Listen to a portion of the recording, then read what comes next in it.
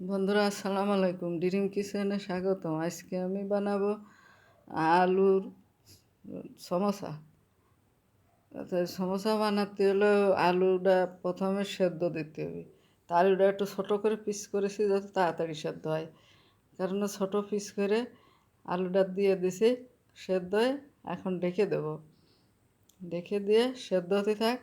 এই পাশে আমরা আটা সেনতে যাব।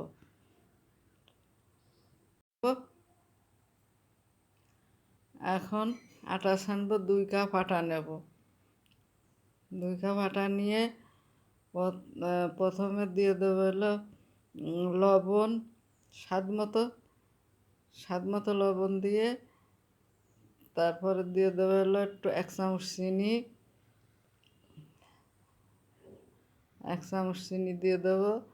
তারপরে দেবো একটু সয়াবিন তেল দিয়ে ভালো করে ময়ান দিয়ে নেব, সুন্দর করে মেখে নেব। নিয়ে তারপরে পানি দেব। এভাবে সুন্দর করে মেখে নিয়ে মাখানো হয়ে গেছে। এখন একটু পানি দিয়ে, হালকা হালকা একটু পানি দিয়ে আটার ডোটা বেশি নরমও হবে না, আবার বেশি শক্ত হবে না, মাঝারি সাইজের আটা হবে, বেলতি ভালো হয়। সুন্দর করে বেলা হয়ে গেছে, মথে নেওয়া। এখন আটাটা ঢেকে রাখবো 1 ঘন্টার জন্যে। ঢেকে রেখে ওই পাশে আবার আলুটা তৈরি করতে হবে, আলুর রান্নাটা। এখন আলুটা ভালো করে ছেনে নিছি, তেল দিয়ে তেলের ভিতরে একে একে সব মশলা দিয়ে দেবো। তেলটা একটু গরম হলে রসুন বাটা 1 চামচ, পেঁয়াজ বাটা 1 চামচ, জিরে বাটা 1 চামচ, আদা বাটা 1 চামচ, শুকনো মরিচের গুঁড়ো 1 চামচ, স্বাদ মতো লবণ দিয়ে দিলাম।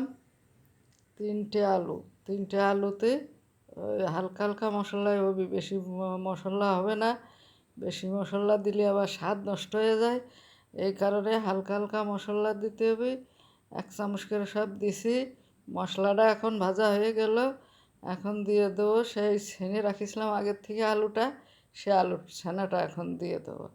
সুন্দর করে আলুর ছানাটা মিহি করে ছেনে রাখিছি, সে আলুর ছানাটা দিয়ে আবার ভালো করে ভেজে নেব। আলুর ছানাটা সুন্দর করে ভেজে নিলে তার একটা স্বাদই আলাদা হয়। এভাবে ভালো করে উল্টিয়ে পাল্টিয়ে নেড়ে ছেড়ে মশলাটা ভালো করে মিশিয়ে নেব। তারপরে ওদিকটা আবার আলুটাও সুন্দর করে জাল হবে। এভাবে আলুটা জাল করে আলুটা শক্ত করে নিতে হবে।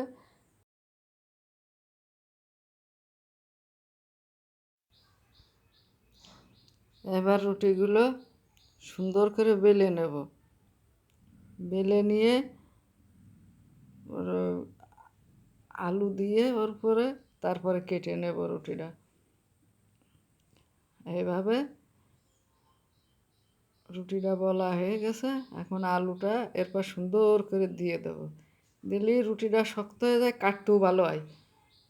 আর ওই খালি রুটি কাটা যায় না, ওই ছুরির সাথে চলে আসে। আর এই আলু দিলেই সুন্দরভাবে রুটিটা কাটা যায়। এভাবে আলুটা দিয়ে সুন্দর করে অল্প ফাইন করে সাজায় নিতে হবে। এখন হয়ে গেছে আলুটা দিয়া। এখন ছুরি দিয়ে সুন্দর করে কেটে নিতে হবে।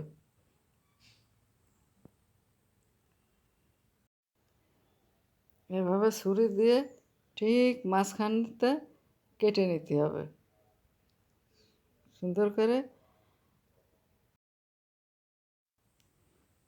সুন্দর করে ভাগ করে সবগুলো কেটে নেব। সব মাপ সমান হবে, একরকম হবে সবগুলোর মাপ। কেটে নিয়ে তারপরে মসুর দিয়ে রোল বানাই নিতে হবে। আচ্ছা, এই যে এইভাবে পেঁচাইয়ে রোল বানাই নিতে হবে। আর সুন্দর করে যে এইভাবে রোলটা বানিয়ে নিতে হবে। খুব সুন্দর হয়েছে। এভাবে সুন্দর করে বানাতে হবে। এভাবে একে একে সবগুলো রোল বানিয়ে নেব। খুব সুন্দর হয়েছে, সুন্দর করে বানানোর নিয়ম খেয়াল করে সবাই এভাবে খেয়াল করে বানিয়ে নেবেন। এক এক করে সবগুলো রোলগুলো সুন্দর করে বানিয়ে নেবেন। সবগুলো রোল বানানো হয়ে গেছে। এখন ভাজতে চলে এলাম, চুলোয় তেল দিয়ে দিলাম। তেলটা গরম হলে তাই একে একে সব সামোসাগুলো দিয়ে দেবো।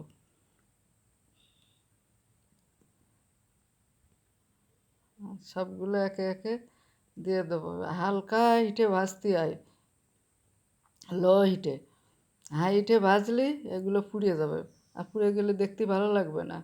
আর ধৈর্য ধরে হালকা হিটে সুন্দর করে ভেজে নিতে হবে, বাদামি কালার করে।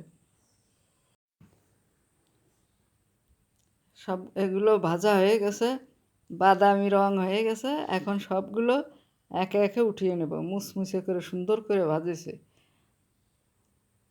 সবগুলো এখন উঠিয়ে নেব, নিয়ে আর কিছু আছে ওগুলো দিয়ে দেবো। একে একে সবগুলো ভেজে নেব।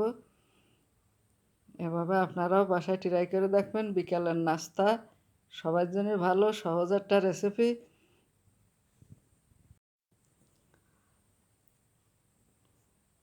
দেখুন কত সুন্দর হয়েছে মুসমুসে সামোসা।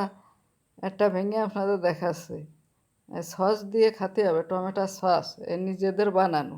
আমার এই রেসিপিটা যদি আপনাদের ভালো লেগে থাকে তাহলে সাবস্ক্রাইব, লাইক, কমেন্ট, শেয়ার করে দেবেন। টিকটকে ছাড়া আছে, টিকটকে কপি লিঙ্ক করে দেবেন। আর ভালো থাকবেন, সুস্থ থাকবেন। আসসালামু আলাইকুম, আল্লাহ হাফেজ।